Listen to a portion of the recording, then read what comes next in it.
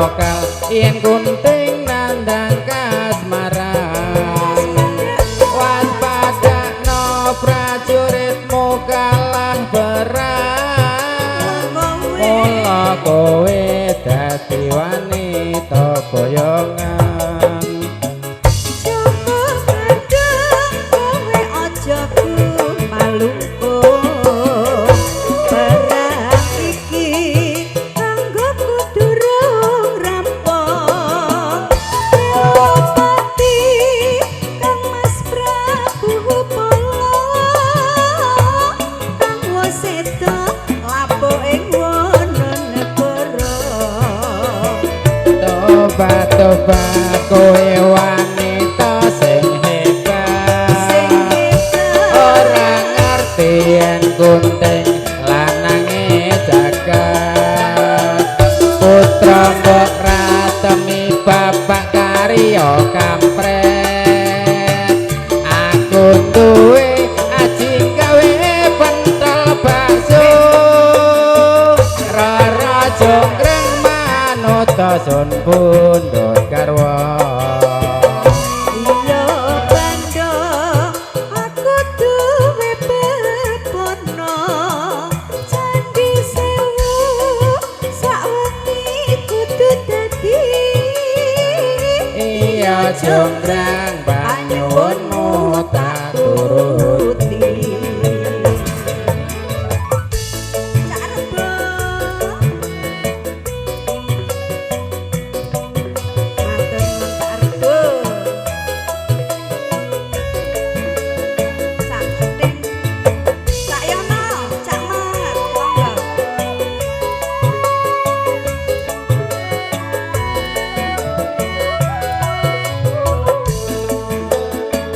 rara jonggrang pancen kowe ayu tenan ora mokal yen aku nandang kasmaran waspadakno prajuritmu kalah perang mula kowe dadi wanita boyongan Joko bandung kowe aja malungku barang iki kanggo durung rampung pati Kang Mas Prabu Polo kang waseda apa ing Wononegoro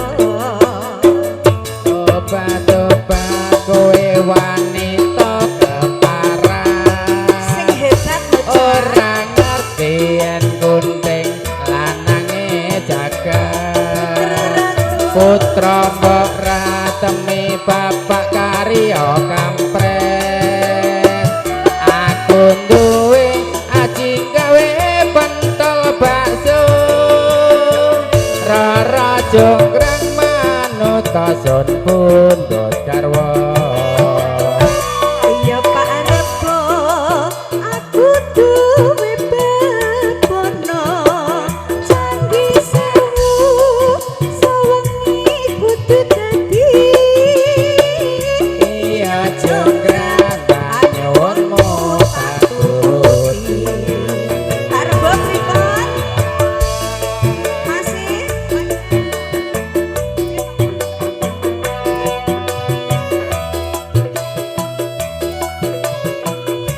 habiskan dulu apa lanjutin apa rum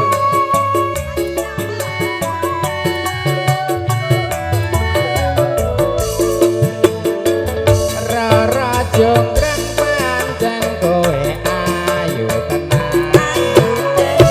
ora mokal yen kunting nandang kasmaran waspadakno prajuritmu kalah perang mula kowe dadi wanita boyongan Joko bandung kowe aja malungku barang iki kanggo durung rampung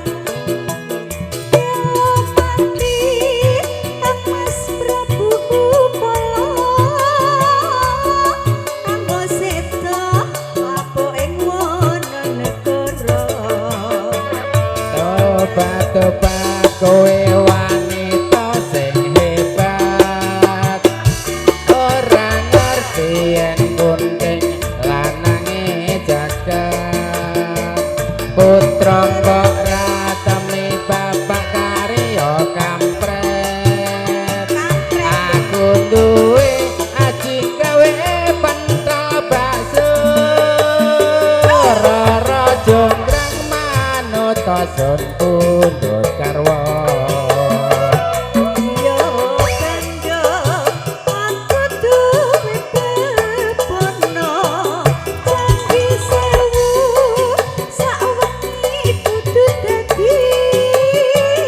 iya jonggrang banyunmu tak turuti